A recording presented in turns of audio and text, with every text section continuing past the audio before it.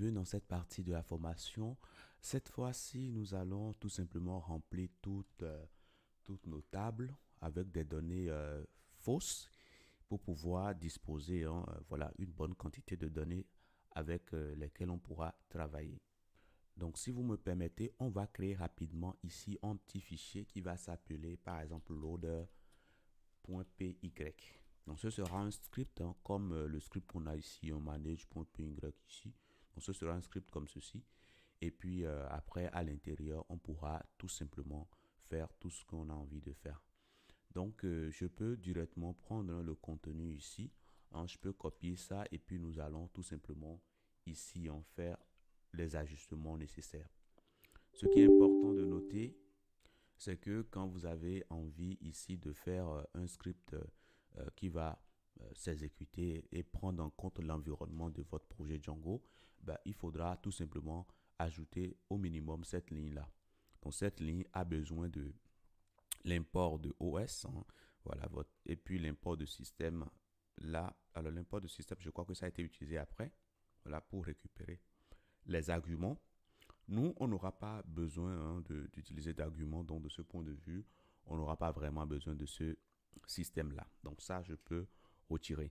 Par contre, on aura besoin des informations sur nos modèles. Donc ça, je peux directement le mettre tout juste ici, c'est-à-dire après la définition de l'environnement. Parfait. Alors, pour éviter éventuellement le blocage de mon code, je vais préférer ça, je peux retirer cette ligne-là, ça ne me sert à rien.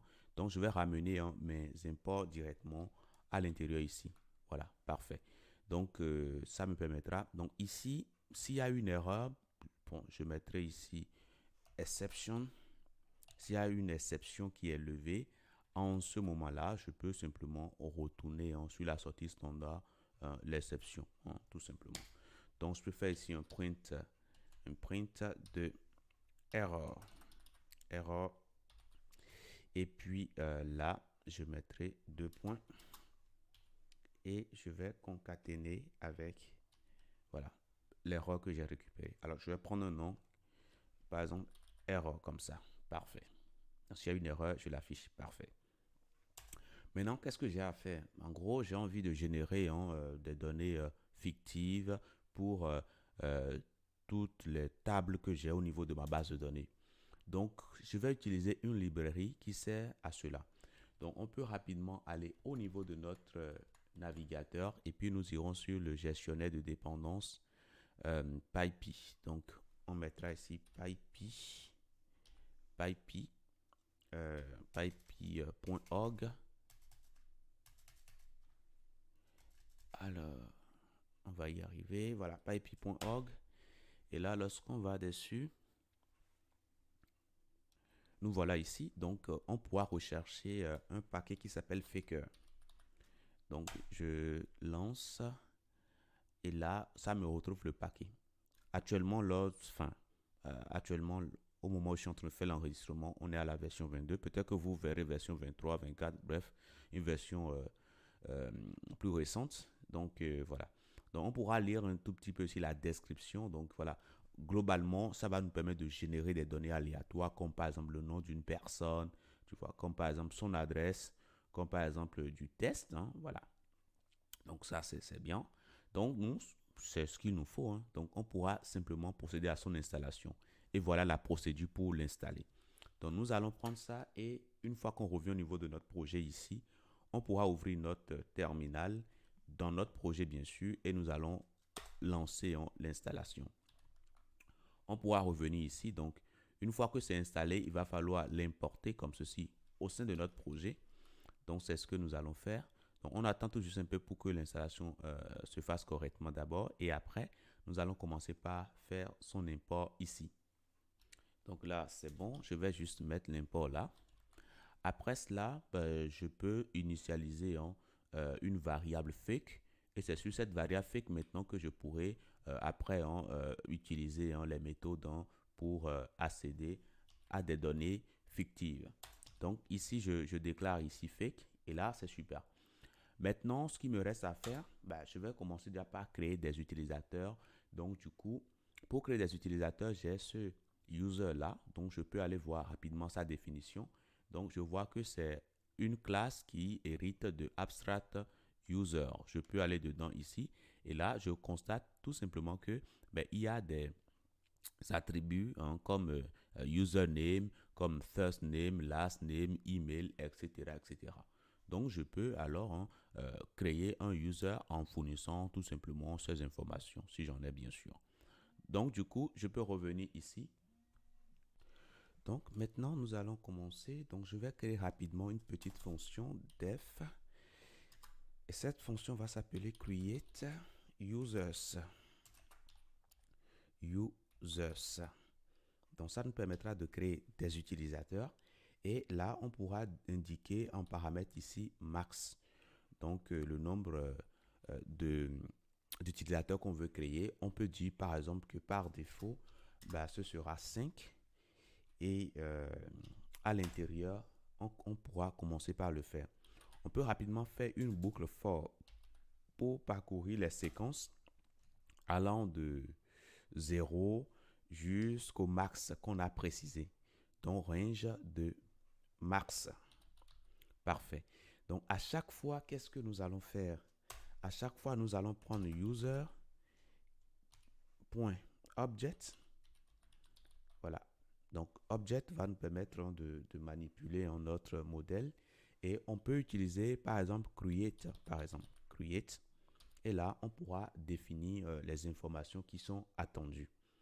Nous savons que pour un utilisateur, il nous faut son username, ça nous le savons. Donc, username, il faut fournir cela, il faut fournir le first name, etc., etc.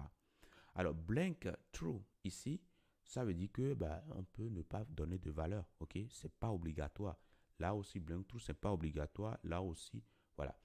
Donc, du coup, on pourra venir ici. Nous, ce qu'on va définir là, on va juste définir le username. Donc, je mets ici username.